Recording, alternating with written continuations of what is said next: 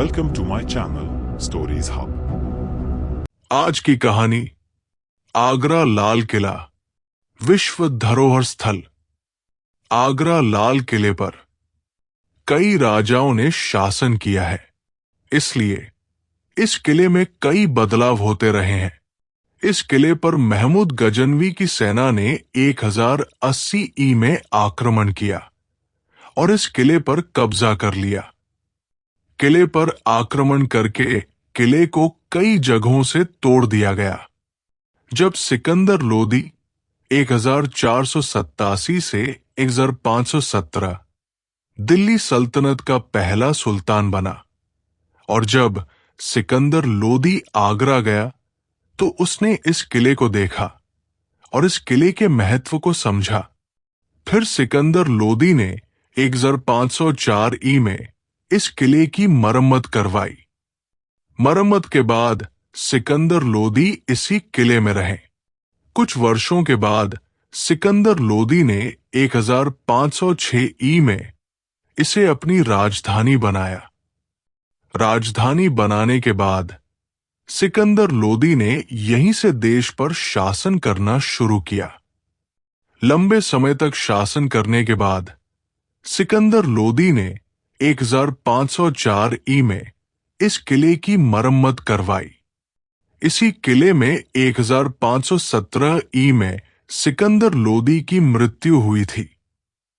सिकंदर लोदी की मृत्यु के बाद उनके पुत्र इब्राहिम लोदी ने 9 वर्षों तक गद्दी संभाली और इब्राहिम लोदी पर तब तक शासन किया जब तक कि वो पानीपत के प्रथम युद्ध 1526 में मारा नहीं गया। उसने अपने समय में कई परिवर्तन किए, कई मंदिर, मस्जिदें और कुएं बनवाए। पानीपत के प्रथम युद्ध के बाद मुगलों ने इस किले पर भी कब्जा कर लिया और साथ ही इसकी अदृश्य संपत्ति पर भी कब्जा कर लिया। इस संपत्ति में एक हीरा भी था जिसे बाद में कोहिनूर हीरे के नाम से जाना गया। जब अंग्रेज भारत में व्यापार करने आए तो वे कोहिनूर हीरा अपने साथ ले गए। दुनिया के सबसे बड़े तराशे गए हीरों में से एक, जिसका वजन 105.6 कैरेट है, ब्रिटिश राजमुकुट का हिस्सा है। संभवतः यह भारत के गोलकुंडा में खनन किया गया था, लेकिन इसके मूल वजन का कोई रिकॉर्ड नहीं है। लेकिन इसका सही वजन 186 कैरेट बताया गया है। इब्राहिम लोदी की मृत्यु के बाद बाबर इस किले में इब्राहिम के स्थान पर आया। बाबर ने इस किले में कई बदलाव भी किए। उसने यहां एक बावड़ी बनवाई। कुछ वर्षों बाद 1530 में बाबर के पुत्र हुमायूं का पुत्र भी शासक बना। इसी वर्ष बिलग्राम में हुमायूं को शेरशाह सूरी ने पराजित किया। उसने भी किले पर कब्जा कर लिया। अफगानों ने 5 वर्षों तक इस किले पर कब्जा किया, जिन्होंने अंततः 1556 में पानीपत के दूसरे युद्ध में मुगलों को पराजित किया।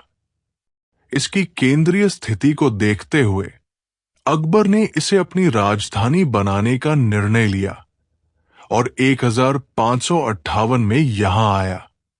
इसके इतिहासकार अबुल फजल ने लिखा है कि यह किला एक ईंटों का किला था, जिसे मेघगंगा नाम दिया गया था।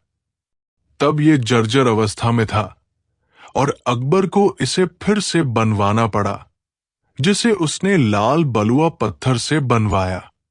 इसकी नींव बड़े वास्तुकारों ने रखी थी। इसे अंदर से ईंटों से बनाया गया था और बाहरी आवरण पर लाल चंदन की लकड़ी चढ़ाई गई थी। 14,44,000 कारीगरों और मजदूरों ने 8 साल तक इस निर्माण कार्य में काम किया। फिर ये 1573 में पूरा हुआ।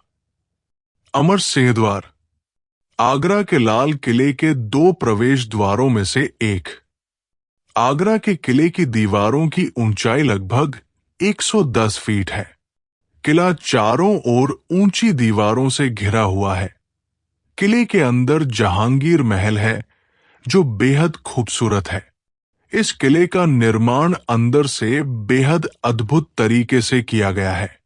इस किले की सभी ऊंची दीवारों पर कई खूबसूरत और मनमोहक कलाकृतियां देखी जा सकती हैं। इस किले में एक बेहद खूबसूरत मस्जिद भी है जिसे मीना मस्जिद कहा जाता है। मीना मस्जिद या स्वर्गीय मस्जिद का निर्माण शाहजहां ने 1631 से 40 के बीच आगरा किले में दीवान-ए-खास के बीच करवाया था। ये छोटी मस्जिद पूरी तरह से सफेद संगमरमर से बनी है जिसे मुगल बादशाह शाहजहां ने अपने निजी इस्तेमाल के लिए बनवाया था। जहांगीर महल। अकबर ने अपने बेटे जहांगीर के लिए आगरा किले में जहांगीर महल का निर्माण करवाया था। जहांगीर का ये महल लाल बलुआ पत्थर से बना है और आगरा किले की सबसे बड़ी आवासीय इमारत है। इस इमारत में हिंदू और एशियाई वास्तुकला का सुंदर मिश्रण देखने को मिलता है। अकबर के पोते शाहजहां ने इस जगह को वर्तमान रूप दिया। शाहजहां ने इस किले में भी कई बदलाव किए। शाहजहां को इमारतें बनवाने का बहुत शौक था। अपने इसी जुनून के चलते शाहजहां ने अपनी प्यारी बेगम मुमताज बेगम की याद में दुनिया की सबसे खूबसूरत इमारत ताजमहल बनवाई। दीवान-ए-खास। खूबसूरती से सजा ये भवन सफेद संगमरमर के पत्थरों से बना एक बेहद खूबसूरत भवन है। ये भवन दीवान-ए-खास के पास स्थित है। यहीं पर शाहजहां ने औरंगजेब की कैद में अपने जीवन के आखिरी 7 साल बिताए थे। ऐसा माना जाता है कि ताजमहल का सबसे खूबसूरत नजारा यहीं से दिखता है। ये भी कहा जाता है कि शाहजहां की मृत्यु का गवाह उनकी प्यारी बेगम मुमताज की याद में मुसम्मम बुर्ज स्थित ताजमहल ही बना था। इस मीनार से संगमरमर के फर्श की खिड़कियों से ताजमहल का सुंदर दृश्य दिखाई देता है जो अब अधिक प्रदूषण के कारण दिखाई नहीं देता। दीवान-ए-आम। ये संरचनाएं मूल रूप से लकड़ी से निर्मित थी, लेकिन बाद में शाहजहां ने इन्हें वर्तमान स्वरूप प्रदान किया। इस पर शाहजहां शैली का प्रभाव स्पष्ट रूप से देखा जा सकता है। संगमरमर पर की गई नक्काशी से इसकी पहचान होती है। इसी कमरे में राजा आम जनता की शिकायतें सुनते थे और अधिकारियों से मिलते थे। दीवान-आम से एक रास्ता नगीना मस्जिद और महिलाओं के बाजार की ओर जाता है, जहां केवल महिलाएं ही मुगल महिलाओं को सामान बेच सकती थी। ये किला 1857 के प्रथम भारतीय स्वतंत्रता संग्राम के दौरान युद्ध भूमि बन गया था। इसके बाद भारत से ब्रिटिश ईस्ट इंडिया कंपनी का शासन समाप्त हो गया और लगभग एक शताब्दी तक ब्रिटेन का प्रत्यक्ष शासन रहा। उसके बाद तो आजादी ही आजादी थी।